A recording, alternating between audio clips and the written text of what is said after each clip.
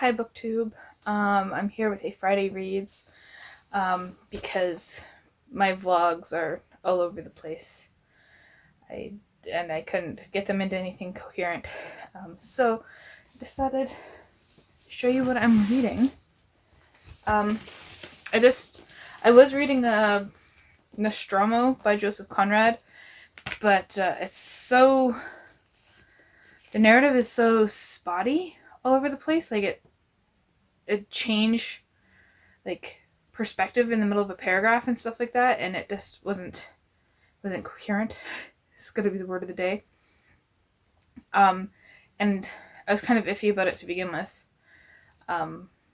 So I decided to DNF that, and I've picked out a new book to unwrap. Just randomly took it off the shelf, and here we go. Let's unwrap. Oh, okay. We got Philip K. Dick Simulacra, I believe is how it's called. Set in the middle of the 21st century, the Simulacra is the story of an America where the whole government is fraud and the president is an android. Fitting. Against this backdrop, Dr. Superb, the sole remaining psychotherapist, is struggling to practice in a world full of the maladjusted. Ian Duncan is desperately in love with the First Lady, Nicole Thibodeau, who he has never met. Richard Congrosian refuses to see anyone because he is convinced his body odor is lethal. And the fascistic Bertold Goltz is trying to overthrow the government. With wonderful aplomb, Philip K. Dick brings the story to a crashing conclusion, and in classic fashion shows there's always another layer of conspiracy beneath the one we see. So that actually seems like a fitting novel for our current times. And then each month I pick out a book by a Black author, a book by an Indigenous author, and a book about religion to read. So those are my 3 books that I'm reading now. So we got The Strange Silence of the Bible and the Church by James D. Smart. This is about hermeneutics, I believe is how it's said. Basically talking about how the Bible, the interpretation of the Bible, and our view of the Bible has changed over time, and that has resulted in a lot less preachers actually using the Bible and interpretations of it in the church. So it's quite interesting so far. Definitely probably meant for pastors, but I'm understanding. And then I have Beloved by Toni Morrison. And this is actually my first ever Toni Morrison book.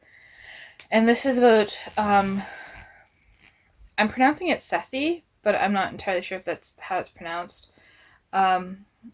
She's escaped from slavery, but is haunted by its heritage. So I'm on page 28, chapter 3, and she's living with her daughter in a house after she's lost a child and the grandmother, and the house seems to be haunted. Yeah, it's quite interesting. And They Called Me #1 by Bev Sellers, and this is about her residential school experience. And she was at the Williams Lake St. Joseph's Mission. And I've already tabbed tons of it because it's just astounding. Like, she says, her experience isn't as bad as some other people's were, but still some of the stuff, is horrible, that they go through. Yeah, so that's it. Oh, I'm listening to an audiobook still too.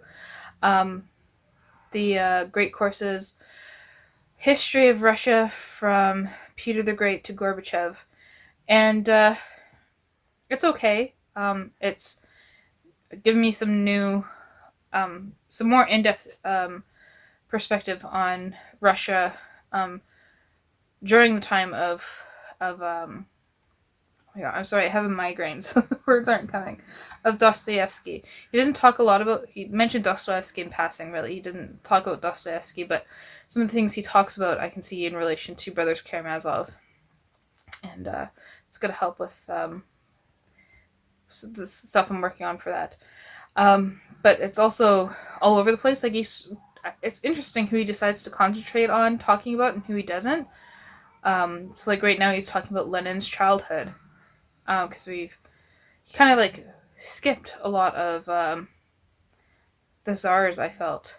Like, he didn't talk at all about Catherine the Great, but he talked about, like, her son, and not too much about her husband, but about the grandfather, and, you know, all those kind of things. But, yeah.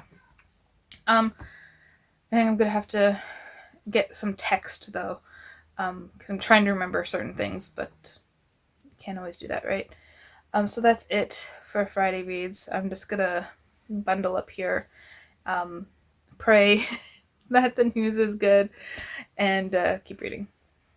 Let me know what you're reading this weekend, and thank you for watching.